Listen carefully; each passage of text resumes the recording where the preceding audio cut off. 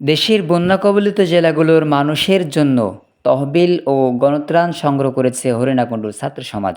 শনিবার সকাল থেকে আমিরচারা পানির বাজার, ভবানীপুর পানির বাজার, হরিণাকুণ্ডু বাজার ও পৌরসভার ৭ নম্বর ওয়ার্ড থেকে বন্যার্তদের সাহায্যের জন্য তহবিল সংগ্রহ করা হয়।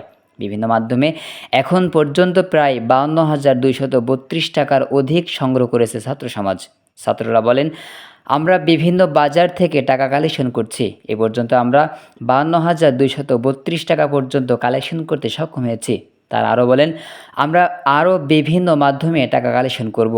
মোটামুটি কালেকশন শেষ হলে আমরা হরিণাকুণ্ডুবাসী, উপজেলা নির্বাহী কর্মকর্তা, থানার ইনচার্জ ও পিপিলস রাইটস সংগঠন মিলে আমাদের পৌরসভা থেকে ট্রাক নিয়ে বন্যা কবলিত জেলাগুলোর মানুষের সাথে সাক্ষাৎ করতে যাব।